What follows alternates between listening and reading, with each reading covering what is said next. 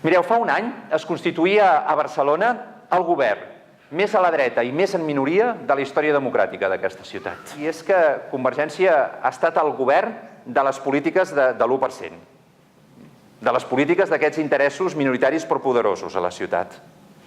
En segon lloc, mireu, un alcalde també que no ha plantat cara a les retallades i que per tant no ha liderat la ciutat. I segurament les polítiques de l'1%, la manca de lideratge, han abocat aquest govern a fer política d'esquenes a la ciutadania, amb poca transparència, amb poca participació, amb poc diàleg.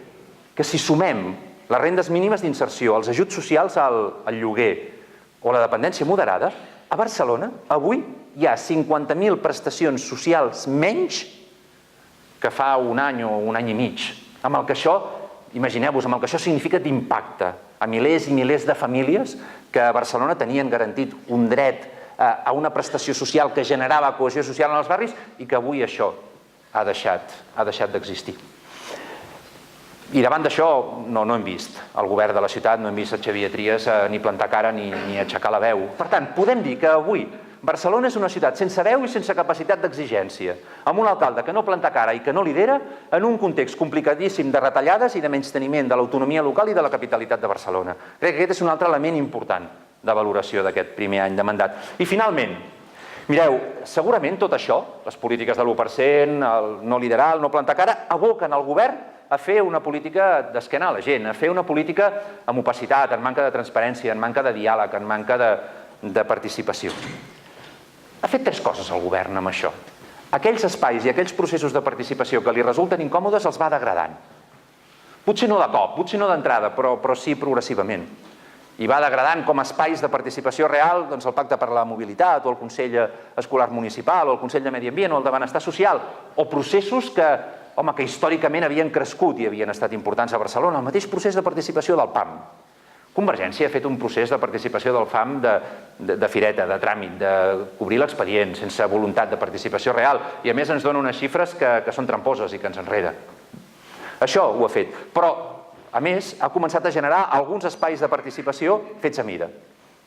Jo abans parlava de la taula Barcelona Creixement. Aquest és un espai de participació en matèria econòmica fet a mida del govern de Convergència, on al voltant de la taula seuen molt més els responsables de la crisi que no aquells actors amb capacitat de posar sobre la taula solucions per superar la crisi, molt més l'economia especulativa i financera que no l'economia cooperativa i verda.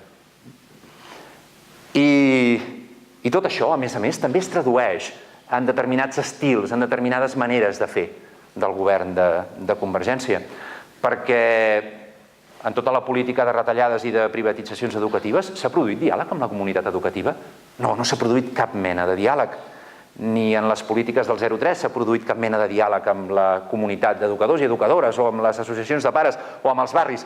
I això és tan o més greu que la política en si, perquè significa que el govern de la ciutat expropia a la ciutadania una cosa que no és del govern, que és de la ciutat. Ho hem dit moltes vegades. Les escoles bressol no són d'aquest govern o de l'anterior. Són de la ciutat, són de les famílies, són dels barris, són del teixit social. Cap govern no pot prendre decisions unilaterals, tancades, sense diàleg, sense participació, i aquest govern això ho fa, ho està fent. Per tant, sí, polítiques amb un estil molt autoritari.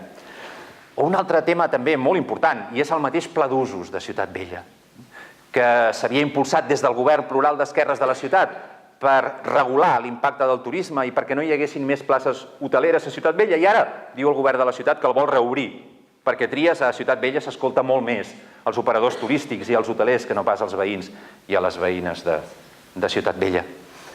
I sí, i una aposta autoritària d'entendre l'espai públic i d'entendre la convivència a la ciutat.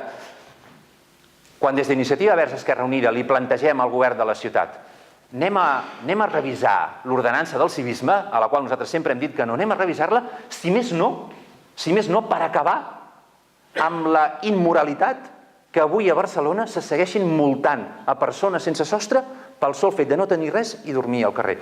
I Convergència ens diu que no s'ha de tocar, que no s'ha de tocar això. No passen ni 15 dies i Convergència, a remolc del Partit Popular, ens presenten una modificació de l'ordenança per criminalitzar a les treballadores sexuals que exerceixen la prostitució al carrer en condicions d'alta vulnerabilitat social.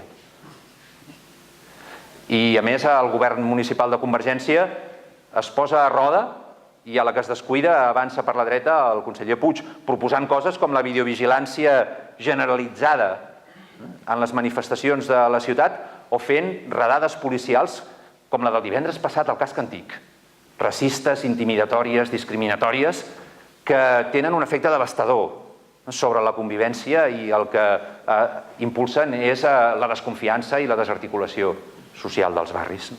Bé, per tant, són molts exemples del que volen dir aquestes polítiques de l'1%.